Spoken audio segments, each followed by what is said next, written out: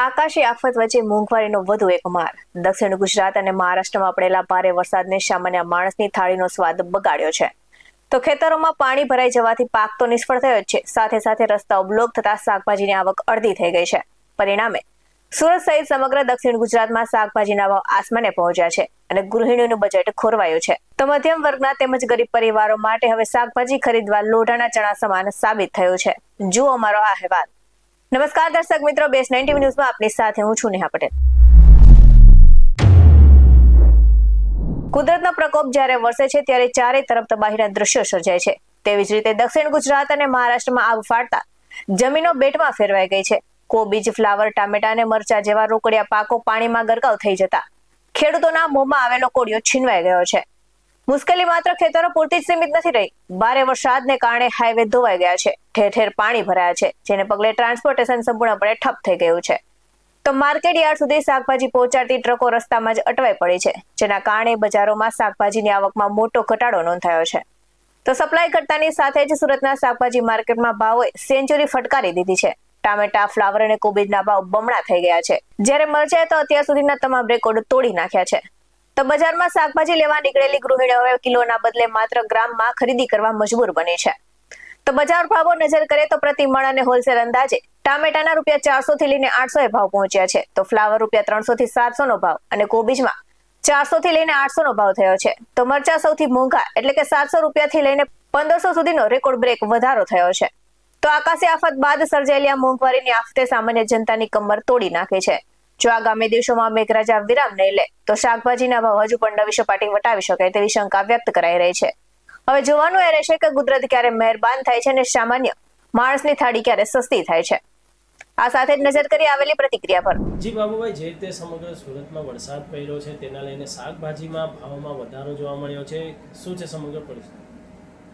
2 દિવસ પહેલા જે સુરત, દક્ષિણ ગુજરાત અને મહારાષ્ટ્ર એમાં ભારેથી અતિ ભારે વરસાદ થવાના કારણે અને એમાં પણ ખાસ કરીને ખેડૂતોના ખેતરોમાં પાણી ભરાઈ જવાના કારણે રોડ રસ્તાઓ પર જે પાણી ફરી વળેલા તો ટ્રાન્સપોર્ટેશનની તકલીફના કારણે છેલ્લા 2 દિવસથી શાકભાજીના ભાવોમાં વધારો થયો છે. ખાસ કરીને એવી શાકભાજી કે જે ખેતરોમાં પાણી ભરાઈ ગયા છે અને પાણીમાં શાકભાજી ટકતી નથી.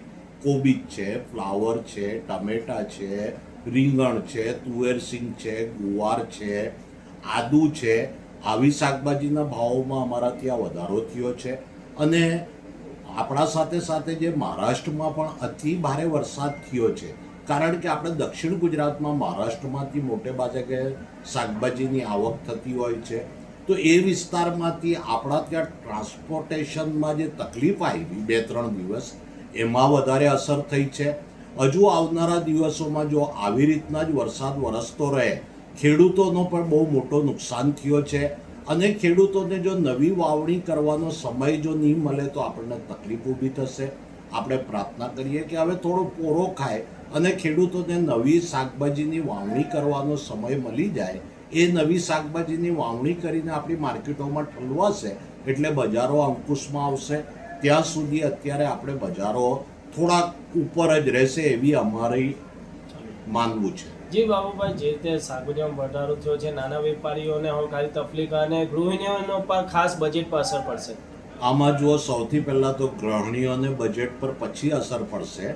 સૌથી પહેલાં તો જે ખેડૂતો પાયમાલ થઈ ગયા છે, કારણ કે એ જગતનો તાત એ આશા પર બેસેલો, એ જે ખેતી કરીને આખા વર્ષની આશા રાખે છે એના ઉપર પાણી ફરી વળ્યું છે.